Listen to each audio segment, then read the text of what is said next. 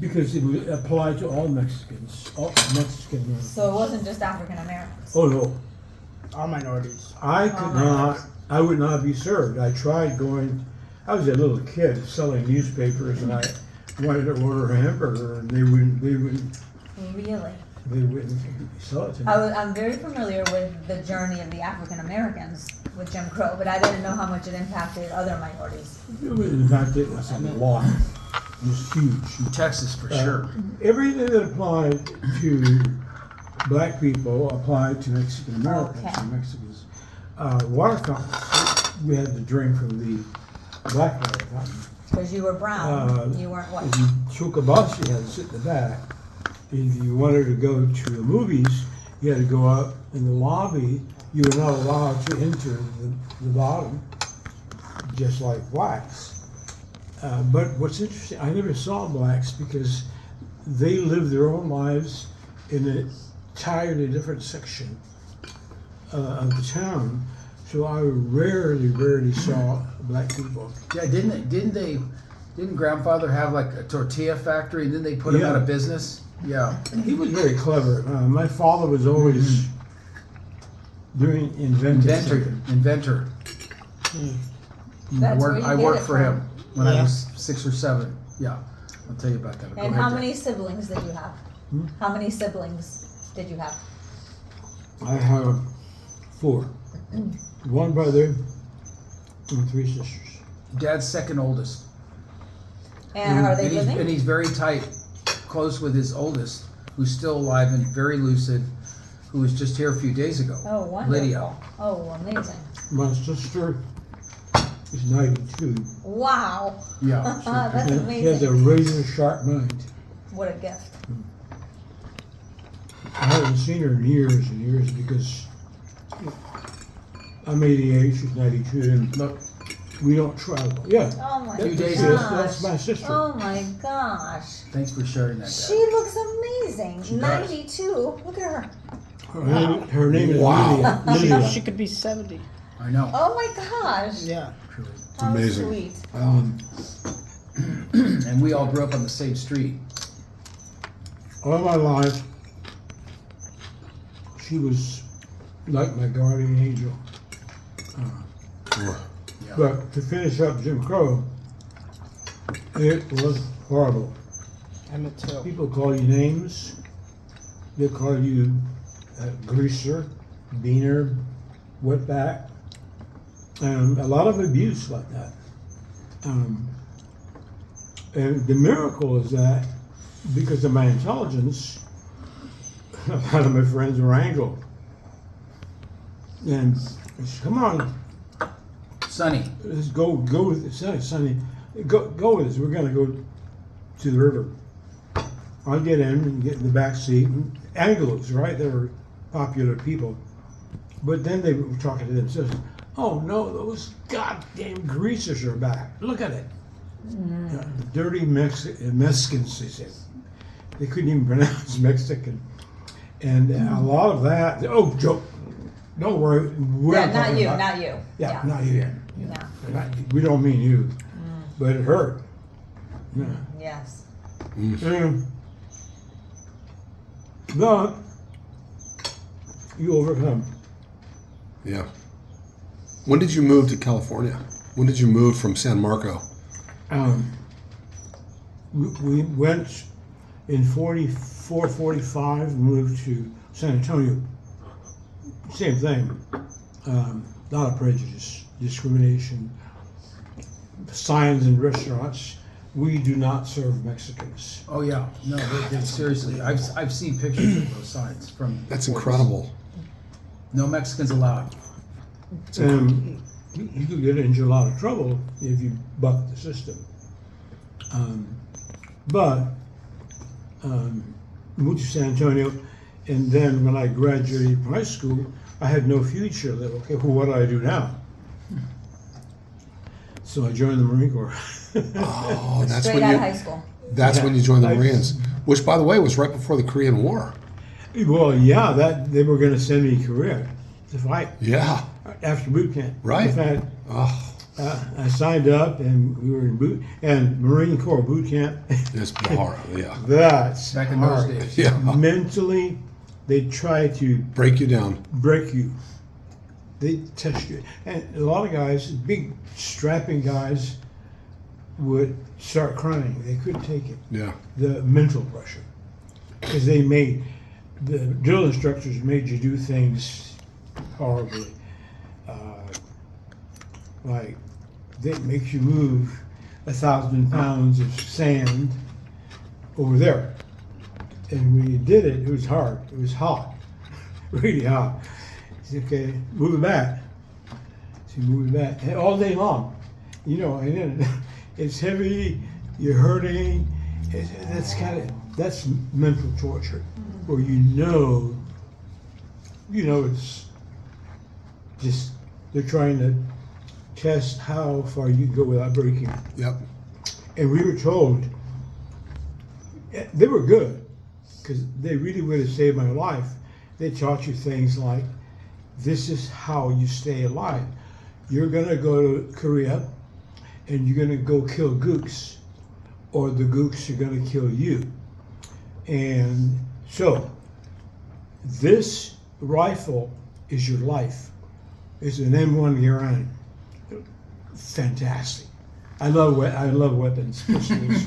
Dad was a rifles. sharpshooter too. Yeah, I have got a lot it. of them. Yeah. Well, now I I still understand do. I more. have them. I just like guns. And or they told you that this will save your life. Without this, you won't last. You die. And so there was a whole culture built around your M1 rifle, and we were taught how to disassemble it blindfolded. Wow. And then reassemble it. You took it apart with a blindfold, and then you, by feeling, you could put it back together again. And it said, that'll save your life. If you're being shot at and you're going to be killed, and you're in your foxhole, your damn gun It rifle, jams. it jams, you could take it apart, put it back, and go back to work. And every day they inspected the rifle. Wow. They pick it up, open up, free, and they look.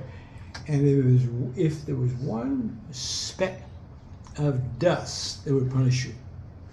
You punish. Move the sand. I mean, and Move physical the punishment. They would hit you, punch you.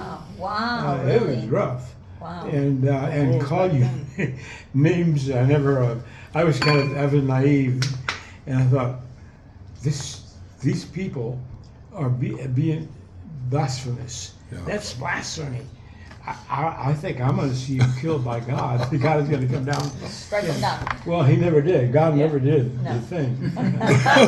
Yeah. There's a lesson in and of itself. But they would punish you, hit you, whatever. And you had to, if you didn't pass the inspection, you were going to sleep with your rifle. That's not comfortable, because you had little cots, and you had to sleep with your You rifle had to sleep all with night. your rifle. But there were some of the DIs on the other competing platoon. A platoon is about 85, 89 men. And that DI was really sadistic. First of all, you harass the recruit, and then he would tell him to run. Just run as fast, because I'm going to kick your ass. And so they would start running. The DI was superb physical condition. And he was like a judo expert. He'd go past the recruit, and the recruit would go up in the air and land and crash. And that was the way this DI had fun. May I have some more wine? Yes, of That's course. the way you had fun.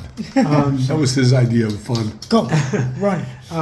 I could go on and on, but there were so many ways they toughen you up. But you ended up, And they said, if you can't take this, you'll never. But you didn't end up going to Korea. no, but he You didn't end up going to Korea. You didn't go. I was already scheduled to go, but then because I graduated from boot camp, Yeah. and I was going to be shipped to Korea. But then the armistice, War ended. Wow, The war so you ended. got Bing. lucky. Yeah. Wow. Timing. so they sent me to Florida to for another Korea or school. Florida? No, but then Dad went to then you were in Japan, and then you became a sergeant, right? So talk about that. How you got to? Well, I spent 2.5 years in Japan, and I've always, in the Marine Corps, And he had a camera, and he you took all have these pictures. 89, that's 99, where. Oh, and there's a psychological phenomenon where men seek their own, and you would have a clique of blacks and Hispanics and Southern yeah. Hicks, that never into the city, Right. and then the really bad guys Right. that would do bad things. And there was an intellectual group that had part college, like 2 years of college, and now they're with me. That was your group. Huh? That was your group. Yeah, that was my group. And we hung around together, but we were the intellectuals. And so we fed on each other. We learned a lot from each other. Because some of these guys knew a lot. Wow. They knew a lot. So that was a good part. And therefore, in Japan, we did a lot of cultural stuff. Together, you would go. We went Oh, to how see wonderful. the emperor's pagoda, the palace. The comments. From the outside, Right. there's a moat and all that stuff. And we went to see the giant Buddha, and I think it's Kyoto. Now remember, this Kyoto, is 5 years after the end At of the World War II. Yeah. And Japan hadn't been rebuilt. I mean, Japan was still. Yeah. I mean, it was a work in progress. And Yeah. and did they still view you Americans as the enemy, or how were they towards Americans? They were subdued, they were quiet, and some of the women that we talked to, the men wouldn't talk to us. We Wow. would say, in a fair fight, our men would have killed you in a fair fight. Well, The atomic bomb. Yeah, there's here- nothing fair in war. Hawaii wasn't a fair fight. No, Right. that was Yeah. not fair. Right. Right. Everybody, Right. Like, come on. It's like Israel. Everybody's so pro Hamas. Right. A lot of it. And I know it is heartbreaking to see children and women dying.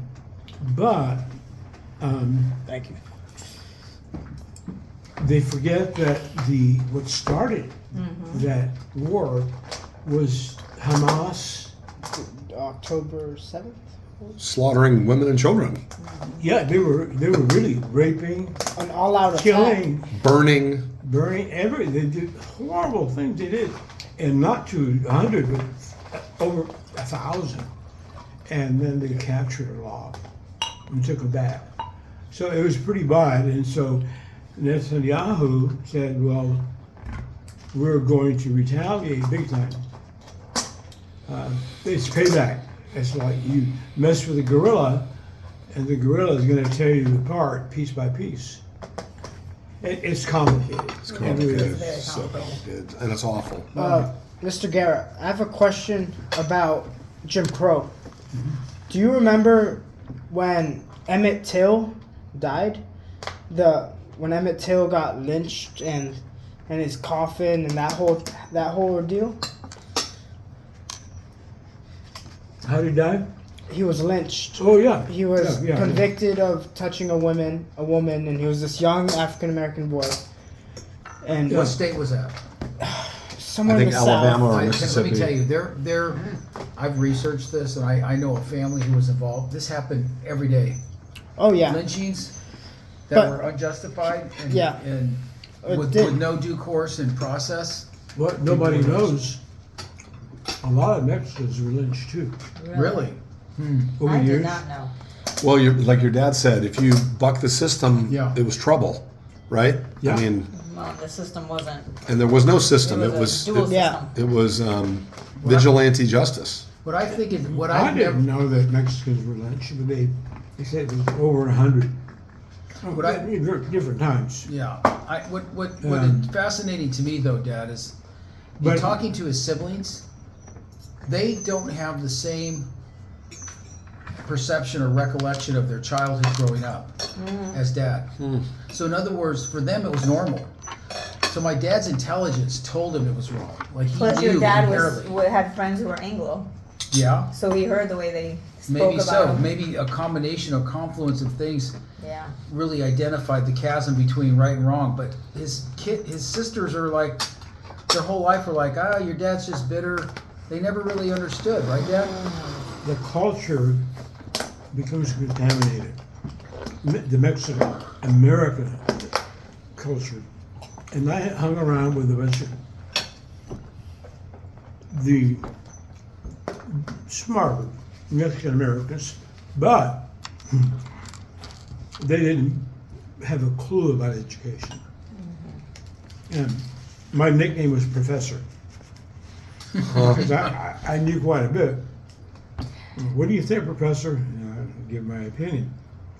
But I was always a puny guy, and a lot of those guys are really developed, tough. One was an enforcer, and he was tough. He was like 6 feet tall, at least 200 pounds. He carried a gun, and he smoked weed at the time. No, it wasn't right at the time. His name was Tiny. That's so classic. Of course it But was. Tiny loved me. He just, all my life I've had men that just Took care of me, you. right? They took care of you, yeah. They liked me and they protected me. And if somebody was picking on me, like I was in the bathroom in Breckenridge High School, which is very, very good high school, elite, and we were there by accident. Well, a rich uncle bought a house, so that and then Could get you in. and then he rented part of the house to us, and so we were in the school district of the best school in town. And that's why when the Marine Corps tested me in kind, they said, you have the equivalent knowledge of 1.5 years in college. Did you read your whole life? Were you a reader when you were I growing was up? dumb, stupid. I acted out. How did you become the professor? Well, they was Reasoning. just a nickname. Right, but there was something about you. Reasoning skills. I just knew a lot. Why? Because osmosis is a powerful learning phenomenon. Osmosis.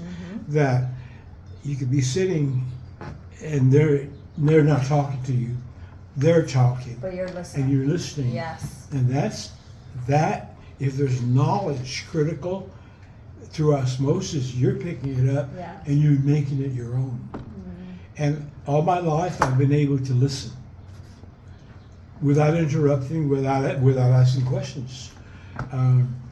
Or I'd go and I'd sit and I'd be a real fool and ass in my classes, but I was listening, even though I was acting like an idiot. I was listening, and I was absorbing what my teacher was saying, and they were some of the best teachers that you could find. And I was emotionally disturbed. I was upset at life, at everything, at Jim Crow, and so it was through osmosis. And I like to read. I was already reading. Like the givers, takers, and neutralizers.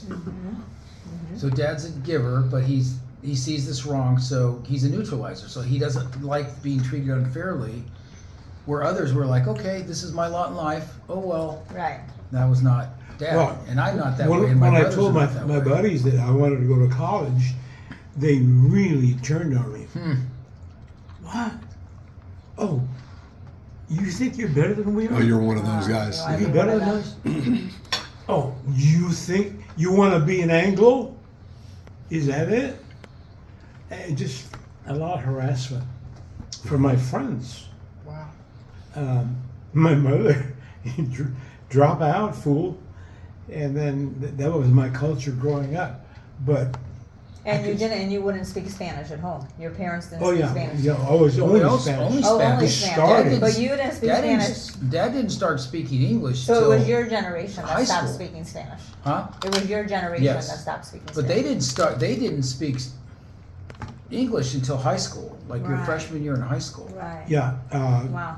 Then you memorized the dictionary. The children spoke English, our parents would talk to us in Spanish, and we would respond in English. And eventually, that became standard. Yeah, I'm familiar So, with that. But they That's also where- became citizens. Both his parents. But it was horrible English. I remember clearly my best friend. He was really my best friend. I worked for his father, laundromat. His name was George Matsky. I even Jewish. George Matsky, and I Googled to see if I could find him to thank him. But he was very good to me, and he would say, "Joe, you're mispronouncing that." Huh? I said, "Yeah." I said, one example, a real one. Magician. The magician did a job. I would say magician. No, Joe, not magician. Magician. And he spent That's all Dad needed a to hear long time. once. Don't you hear it? I didn't have an ear for it. I couldn't hear the difference between magician and magician, or bleach and blish. Mm-hmm. It was common. A lot of Mexicans would say bleach. That's Instead how my of parents bleach. say it. So that was another hurdle. Which you conquered. Huh? Which you conquered. You mastered that. You overcame that. Oh well, yeah, I worked on it. So when did you get to Such a LA? good writer. When did you get to LA? When did you move here? Here? Yeah, was it after the Marine Corps? Oh, yeah, I was discharged from the Marine Corps, Oh. and I said, man, I'm not going back to Texas. Heck Jim, no. It's too hot that's over there. Jim Crow. And Jim Crow. I'm not going to go to that again. But my family was all there. And I wrote to them and said, I'm going to find a way of staying in California. And then they all Was followed there him, Jim though. Crow in the Marines? Did you feel discriminated against in the No, Marines? no, because you get your teeth knocked out. Everybody's equal. Everybody's different. I mean, the blacks fought, the whites fought, the Mexicans, the Okay. intellectuals. They Everybody's fought. fighting. It didn't fight anybody. They were finding a way of dodging. Right, right. They were the smart ones. Yeah. Even Bob. Yeah. Exactly. The rope-a-dope. Exactly. Well, oh, that reminded me. Tiny. I was in the bathroom Tiny. at Breckenridge High School. That's what threw me away. I went off on Breckenridge because it was so good. And it was a football player. I recognized him. He was big, muscular football player. Star. Like this guy. And he says, "Get the fuck out of here." Well, I'm in the bathroom, right? I gotta use the bathroom. And he grabbed me. He says, yeah. And as soon as he grabbed me, I said, "Tiny is my best friend." He let me go. Thank goodness for Tiny. Tiny. It's called protection. Yeah. You needed And I have had protectors all my life. Where another incident where somebody in the Marine Corps, so it was the boot camp. Some guys were cleaning the bathrooms, the toilets, and all that stuff, and I needed to go to the bathroom, and they were gonna beat me up, and then my friend that I joined with, but then he went that way. They put him someplace else, and he happened to be seeing that, and he went in and he beat the guys up, just beat the hell out of him because he was strong. Yeah. And so I got to use the toilet. So many experiences. Oh, for sure. But I survived and I did well. Keith Comrie kept promoting me and promoting me and promoting me because I was tough. That was LA Smart. County. That's what I'm Smart. talking about. That was LA County. I LA cleaned County. up crap. Yeah. I mean, he'd Yeah, had I was 5,000 assigned- people or something report to him. I was from probation Yeah. that I loved. I love working with boys. I changed lives. I really changed lives. There's no doubt. The one that stands out, his name, we call him Jojo, Joseph. He was like evil, Notorious. and he was always angry. You know, he wouldn't talk to you, wouldn't answer. And I said, "Well, he's my boy, my caseload." There were like 100 kids, and every probation officer got 10 or something like that to personally work with. And when I met Jojo, this is a tough case. But I worked with him. I used my master's degree in psychology, and I used, I did counseling, stuff like that, and different methods of counseling. And I helped him. I listened to him, and just patient, and patient, and little by little, we established a relationship, and he really, really respected me. Really respected me. And his life turned around completely. In fact, before that, then he started confiding all the crimes he committed. Oh God. I'm like, okay. So don't tell me anymore. That was scary. Oh boy. These were all from like East LA. But right? it was that matter of fact. Yeah, Mr. Guerra, girls, no big deal. We rape them. He says, man, well, girls are with us. We go to the park. 2 guys hold her down. The 3rd guy gets to rape her. Well, they use the F word.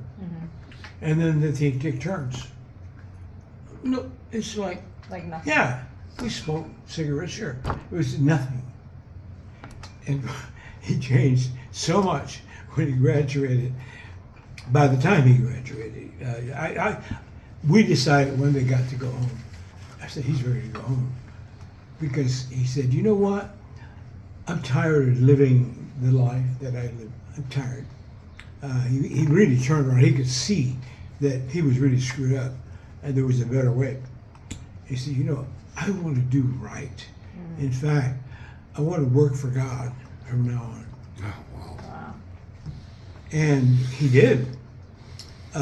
He was hired by Calvary Chapel. That's a big, there are Yeah. multiple. Now there's a lot of Calvary Chapels. And he did. He became a pastor of one of the Calvary Chapels. wow. See? From a guy who raped girls and thought it was fun to now he's, Saving souls. you see? So I had a lot of good experiences in probation, a lot of funny ones too, and threats. The men, when I work with men, sometimes they would say, I'm going to get you. And that was a little scary. Oh. But anyway, I was courted. There was a man who wanted me to go work for the Department of Public Social Services, and they said, the man who was recruiting me, he said, look, you see, and he would drove, he said, get in the car, and he would go, you see this giant building that's being built? That could be your building. See, you could have all of this. You'll be the district director for this place. And you have 300 people working for you. And I said, nah, I like what I'm doing. But he kept it up, and I accepted. And I went in there and I found that it was a snake pit. Yeah. Internal. And it was a juvenile? Was it kids? No, this was the Administration. Public Services was, Administration. Oh, this was an administration building. Welfare department. welfare, food stamps. He was running the whole thing. Medical, money, cash, and at the time, it was a lot of nonsense that I really hated. The social workers were giving the store away, and everybody had the ability to issue money or furniture, and I'm saying, what is going on here? I said, well, look, she said that they stole her furniture. And we went to the house, we didn't see any furniture, so we're going to buy new furniture for her. That was going on all the time. I put a stop to that. And then I knew some of the workers, they were really like what do you call it? Super progressive, almost. It's way so far left. They were doing illegal stuff. Oh, radical left. They were overpaying intentionally, Yeah. and so I got him fired. I got my Started cleaning up. first of all, I got everybody in shape, and I said, "This is the way it's going to be from now on. I'm a unit director, and this is what I expect." And I put the fear of God in him, and I said, "We're going to get rid of all this nonsense that's going on." I knew what was going on. For example, the administrative deputy. I had four.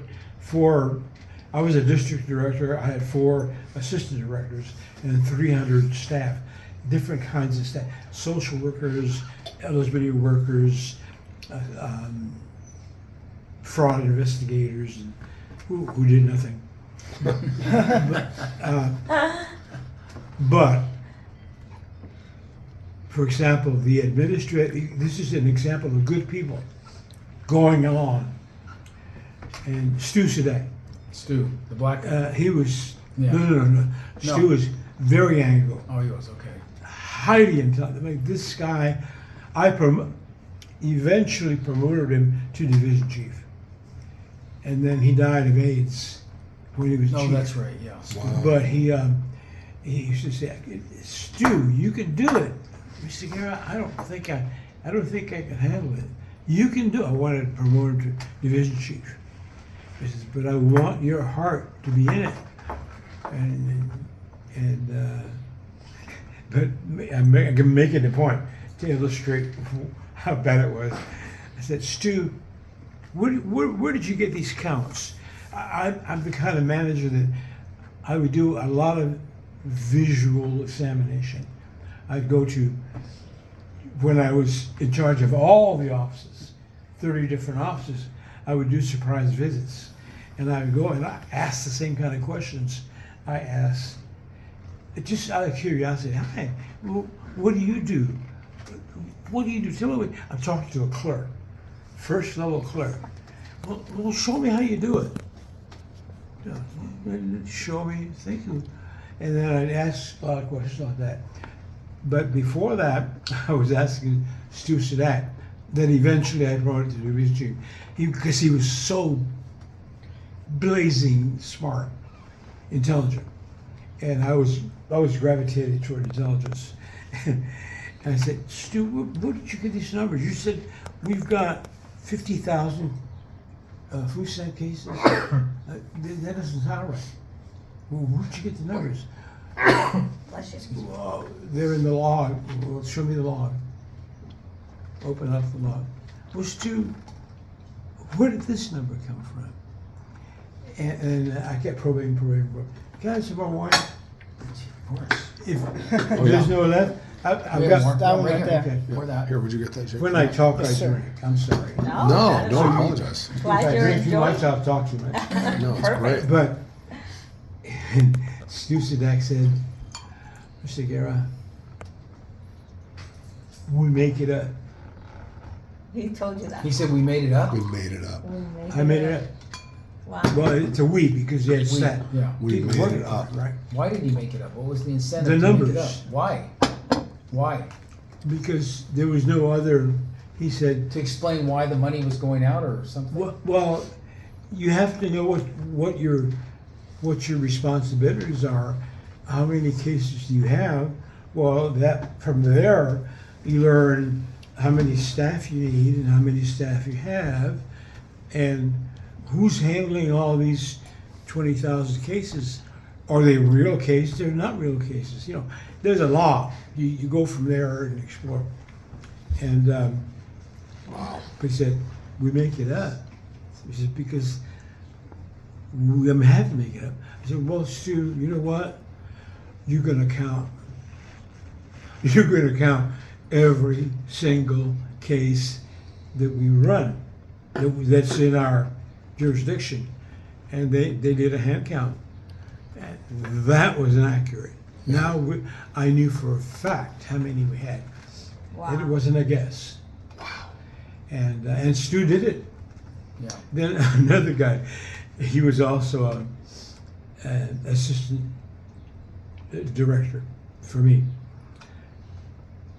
And I knew he had a sadistic side to him, and I used that. I always use people's talents, and his talents was being a hound dog and a little bit sadistic. Like Peter Kent. And so he loved watching and seeing who was screwing up. And I said, okay, write him up. And then we'll build the case, and then we'll fire him. Either they quit or we fire him. I fired so many people that Keith was not the director yet. No, it was Mr. Murphy was the director. Mr. Murphy was like a god. People talk like Mr. God was Mr. Murphy. He was in charge of the department, the entire department, which consisted of a bunch of stuff besides cases, and there were policies and laws and things like that. Anyway, so Mr. Murphy was a legend, and I saw his desk once as I went to headquarters and was walking past. Not a thing on his desk. I said, well, Bob Williams. he just takes something, gets rid of it, and tells somebody to do it. And he just issued orders from the mountaintop. But he was a mystery. Mr. Murphy was a mystery. Everybody, they were in awe of this mysterious man. Nobody ever saw him. Rarely saw him. He was very